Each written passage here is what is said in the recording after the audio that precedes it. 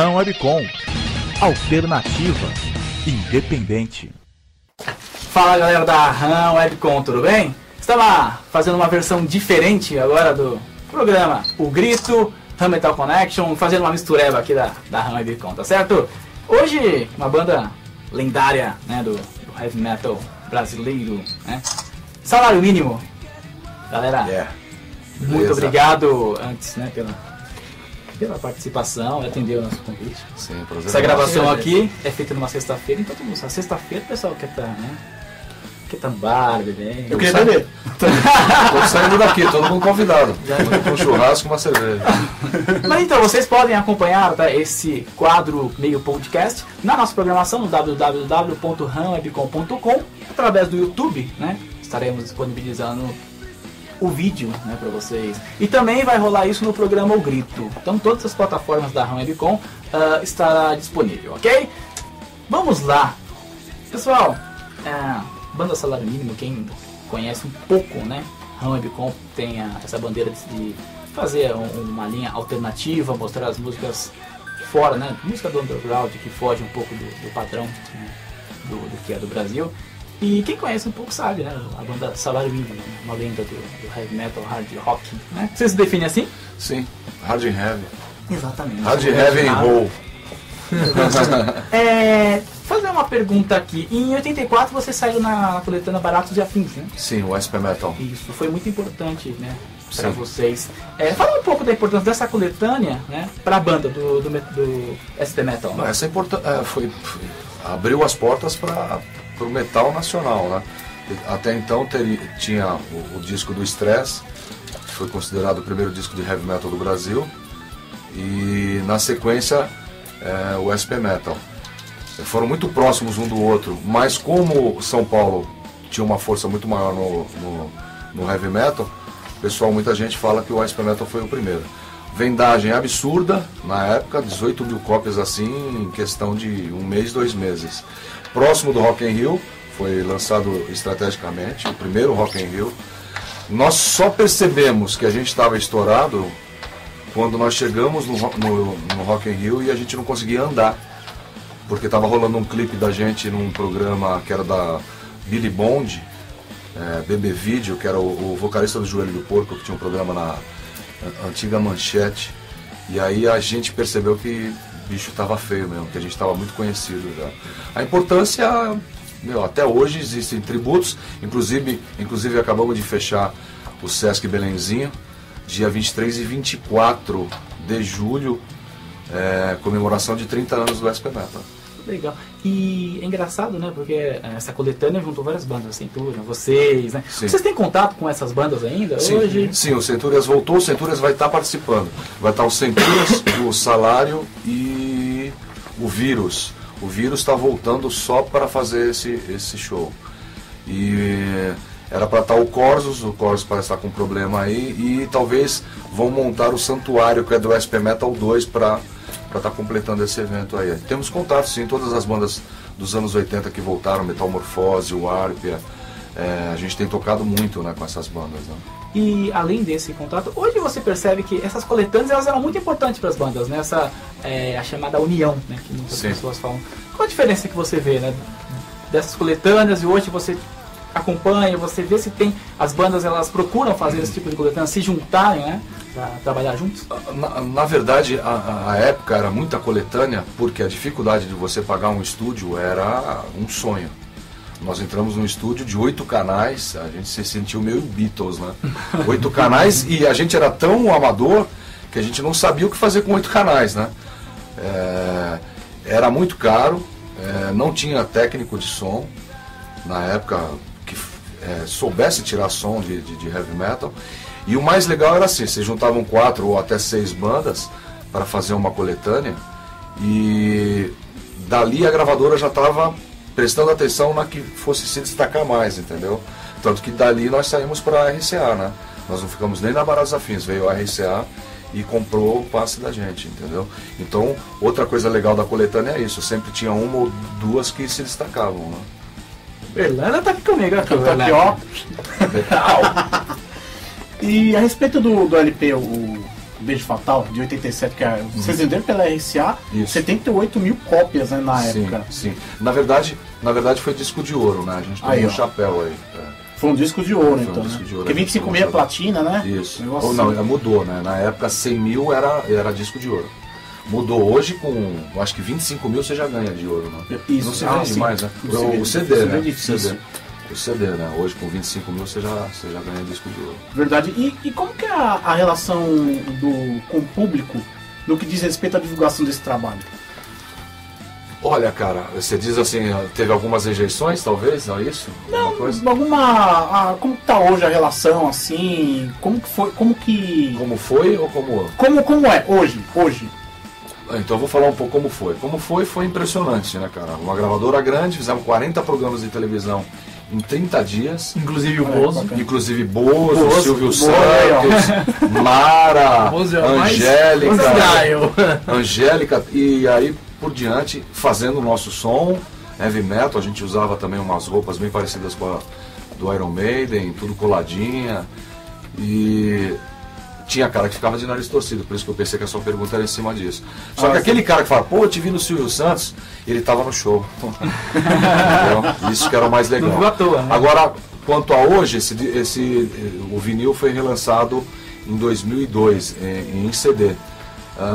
Ele é o grande boom da gente, não tem jeito. A gente tenta lançar outras coisas, mas é impressionante, cara.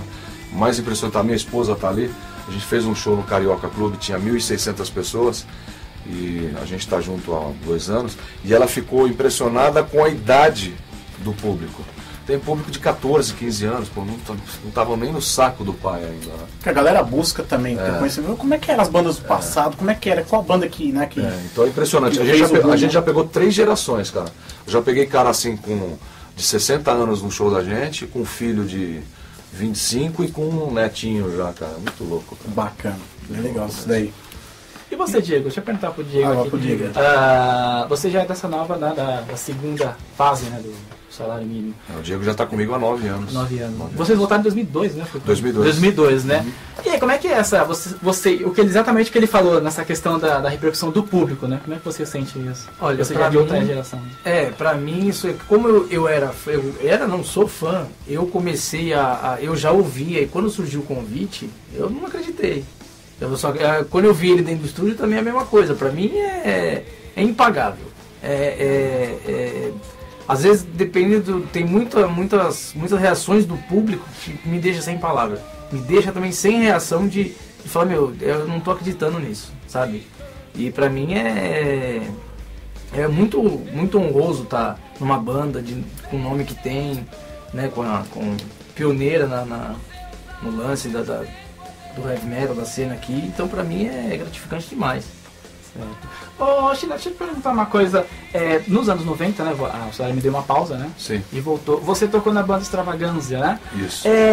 Qual é a importância que esse projeto teve na volta, se é que teve, né, do Salário Mínimo? Você absorveu alguma coisa, fazer coisas diferentes te ajudou? O Extravagância era bem hard rock. Tinha outro guitarrista que era muito famoso também, que era o Mika, que era do Santuário. A gente é parceiro desde os 13 anos de idade. Eu aprendi muito, até a forma de cantar, o tom era muito mais alto, né? Me tornei um vocalista até que bem mais versátil, bastante balada também, um público totalmente diferente, né? O Simplesmente Rock, ele é quase uma mistura, bateu no liquidificador Salário e Extravagância. Então eu puxei bastante coisa do Extravagância. Foi um projeto bem bacana, cara. Numa época errada, né? A gente era muito boa pinta, bem vestido e tava todo mundo ao contrário, todo mundo sujo. Era o grunge, né? Era o grunge, mas foi muito legal, cara. Foi uma estrutura muito grande, maior do que a do Salário, investimento de grana muito forte, mas a gente não conseguiu, a gente ficou só no sul, Santa Catarina, Rio Grande do Sul, Paraná e São Paulo. A gente não, o salário mínimo é muito maior, né? O salário mínimo é muito grande, demais, né? É muito grande, é uma coisa impressionante, bicho. A gente tinha um mapa passado pela RCA, então a gente fez recentemente, já faz uns 4, 5 anos que a gente fez o primeiro em Minas, da volta. Foi. No Roça. E eu ainda falei para eles, Minas Gerais estava no mapa, Minas Gerais e Brasília, a gente não tinha uma expressão de venda muito grande. A gente fez, Minas Gerais tinha 5 mil pessoas, cara. Foi aquele evento do Rock and Roll. Foi coisa de louco, assim, uma loucura. Você já deu o gancho para minha próxima pergunta, né? Muitos, né, falam que os anos 90 foram o divisor de água no heavy metal, né? Na época, o metal acabou, enfim. Como é que vocês passaram por essa transição, né? Você acabou de citar que o grunge, né? Tava nos anos 90, tava bombando. E como é que vocês passaram por isso para em 2002 vocês voltarem e como é que foi, né? Foi uma época meio apática, né, cara? Porque ou você fazia aquele tipo de som moda, ou você ia pro cover, os nossos amigos todos indo ganhar muita grana no cover, se ganhou muita grana no cover. Hoje tem muita banda de cover, mas o cara vai por troca de cerveja. Naquela época os caras ganhavam muita grana mesmo, né? Tinha o Guns N' Cover, todas essas bandas que tinham até um certo apoio das gravadoras. Mas acho que foi não marcou, nada foi marcado, né? Os anos 90 foi um ano meio... Aí depois começou o Remember, né, cara? Voltando tudo em 2000, lá fora, começou lá fora, né, a voltar. Aí tiveram a ideia de começar a chamar as bandas aqui, e eu acho que foi legal a volta de 2000 pra cá. Mas assim mesmo, eu acho que tá todo mundo perdido, né, cara? Ninguém sabe o que fazer. Você tocou num ponto interessante, a questão das bandas covers, né? Muitas bandas reclamam que as bandas covers tiram espaço das próprias, né? Qual é a relação? Vocês tocam com cover em eventos, né? Qual é a relação que vocês têm, né? O Diego, inclusive, tem uma banda cover. Cara, é complicado. Eu falo muito no Face, em outras entrevistas. De vez em quando eu machuco até alguns amigos meus. Se eu pudesse, eu não tocaria nem com banda cover, né? Eu sou contra ter uma banda de cover no evento que a gente toca. E eu acho que tira espaço, sim. Só que o Brasil é aquilo que a gente estava falando lá embaixo. O Brasil é um país muito estranho, né, cara? As pessoas, elas não querem ter tempo de pensar, parar para pensar. Eles querem tudo pronto, curtir o momento, voltei para casa bêbado, ouvi um cara que acha que é o Axl Rose, sabe, umas coisas meio malucas. E lá fora é o contrário, né, cara? Lá fora você vai prestigiar um trabalho novo para conhecer um produto novo, né? Então eu tenho esse certo bode com cover por causa disso daí. Eu acho que não acrescenta em nada, cara. Antes eu lembro eu dou mais valor para um cara que trabalha num banco, se ferra pra caramba, mas vai lá e grava a música dele. Antes eu lembro que o pessoal usava o cover como transição, né? Tinha uma banda cover, aí colocava uma música por autoria, compondo aos poucos. Hoje não, né? Parece que houve uma acomodação, né? Eu acho que você acertou isso. É preguiça isso, cara. Preguiça, falta de informação, falta de cultura. Eu discordo de vocês. Não é acomodação, não é preguiça nem nada. Se fosse acomodação e preguiça, eu não estava tocando no salário, que é uma banda de seu próprio. Ficaria ganhando dinheiro só com cover. Porque você sabe que a situação de ganhar dinheiro com heavy metal no Brasil nunca funcionou e não vai funcionar tão cedo. Mas o cover também a questão de cover é assim. O cover também hoje, o cachê de cover é ridículo, né, cara? Depende do que é ridículo pra você. Mas enfim, a questão não é essa. A questão que eu tô falando, depende de... Eu que tô dentro do cover, né? Eu tenho feito No More cover. Eu presto uma homenagem a uma banda que eu gosto, é a minha banda de cabeceira. Certo? E não tá, eu tava falando, não toma espaço de ninguém. O sol brilha pra todo mundo. Não adianta você querer montar a sua banda agora e você querer tocar para 300, 400 pessoas. Se você não trabalhar, se você não divulgar, você não vai chegar a lugar nenhum, você tem que trabalhar. Hoje em dia tá acomodado por quê? Por isso que a gente fala, por que não vai show e cover tá lotado? Tem gente que não sabe nem que você tocou. Por isso vai tocar para amigo, beleza. Você tem uma pessoa, no próximo show da sua banda de som próprio, vai ter duas, porque a pessoa vai falar gostei. Aí assim vai multiplicando. Pode perguntar para ele quanto que eles trabalhavam para chegar onde chegaram. Até chegar. Mas não adianta. Acomodado é quem sente e fala, beleza, tá bom assim do jeito que tá. Se você não correr atrás, queridão, não vai cair no colo. Então não é questão de tomar espaço. O dono do bar, você vai num bar que tem a proposta de cover, a semana inteira você vai querer colocar uma banda e querer ganhar, o cara vai falar, quem que é você? A diferença é você colocar uma banda de nome no bar. Aí o cara fala, não, beleza, quanto que é o cachê de vocês? Aí a história muda. Vai pegar uma banda que o cara não conhece, o cara vai pagar o mesmo cachê que ele paga uma banda que conhece. Mas é um longo... Entendeu? É Assim, um papo que eu acho que é um longo debate. Não é questão de debate. Acho que no Brasil não vai ter solução. A questão não é debate. Se você não vê dentro da parada, vê só de fora, aí a história muda. Lógico, agora se você está dentro da parada, dos dois lados da moeda, Aí você consegue ter mais ou menos uma noção do que É que nem você tinha perguntado, pô, diminuiu os espaços, hoje está mais difícil. Nos anos 80, os espaços eram menor.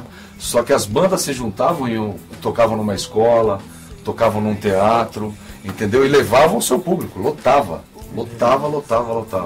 Entendeu? Então nós fazíamos os nossos espaços também. A gente tocava em casa de boy, em discoteca. Na época tinha discoteca, a gente ia, tocava heavy metal na discoteca, cara. E o dono da discoteca ficava contente porque tinha 1000 pessoas. Assim, né? Entendeu?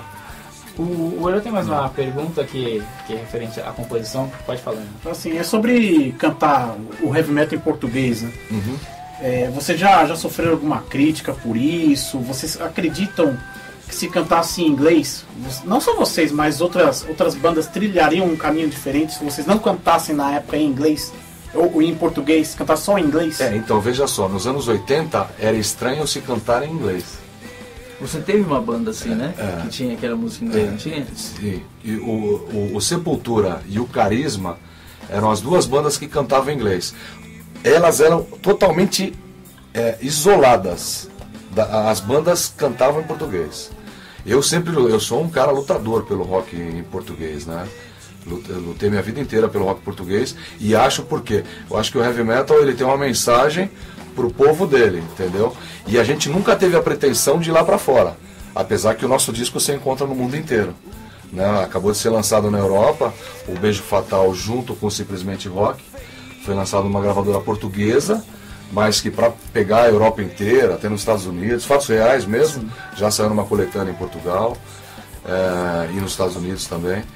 Então, nos anos 80 era totalmente estranho se cantar em inglês. Olha só. Entendeu? Se a gente quisesse ir para fora, eu acho que a gente tinha que cantar em inglês. Mas assim mesmo, não é a certeza que você vai fazer sucesso.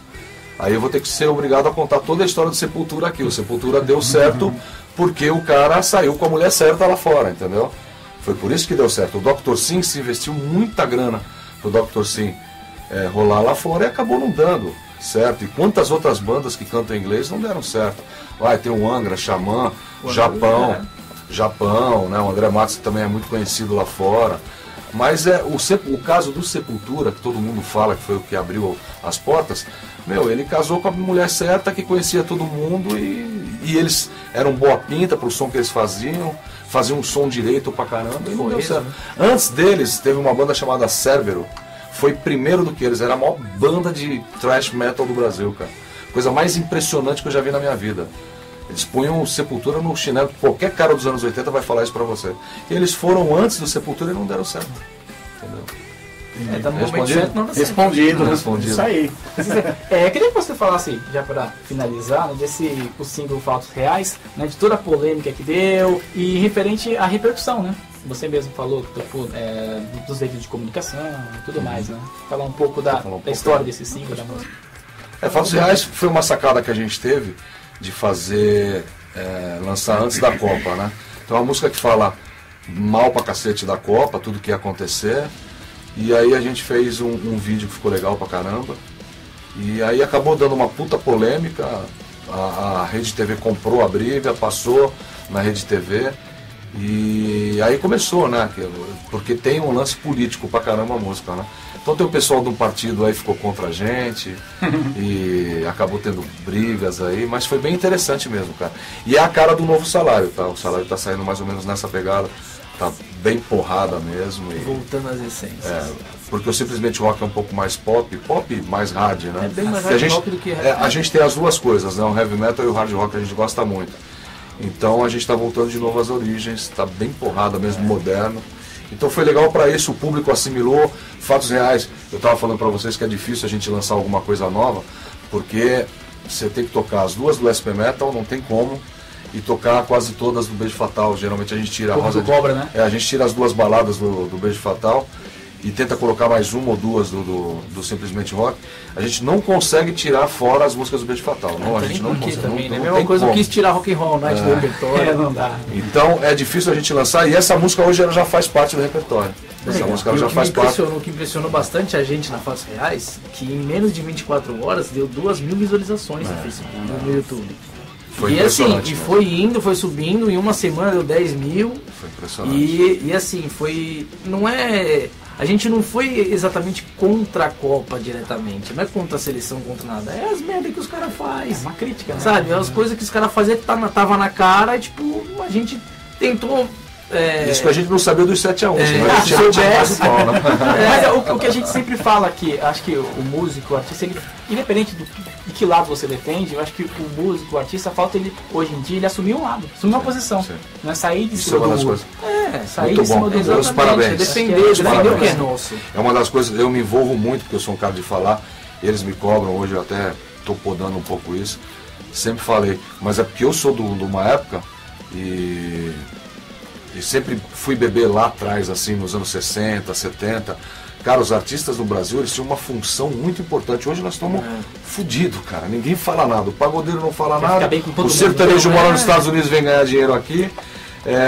O funk, pelo amor de Deus. É a trilha sonora do... Funk não é música. Funk é a trilha sonora da bosta que Funk tá aí no pra mim é governo. o James Brown. Então, cara, essa eu coisa vi a Jovem Guarda. A Jovem Guarda punha a molecada na rua.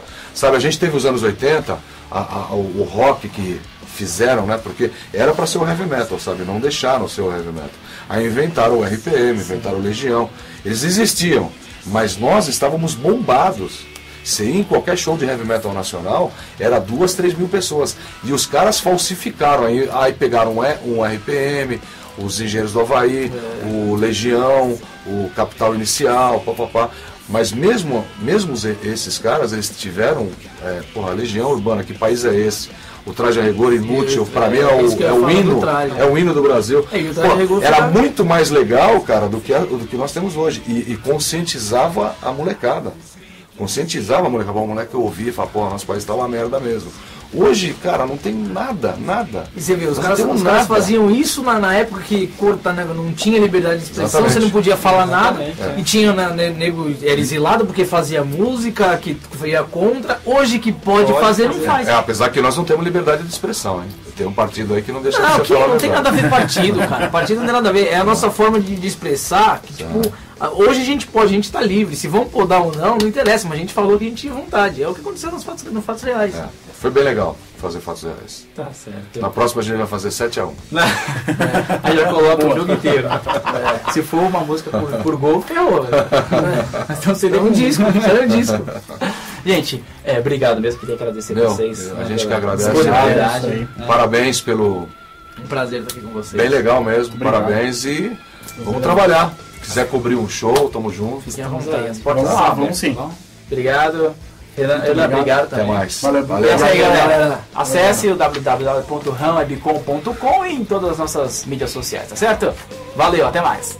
Falou.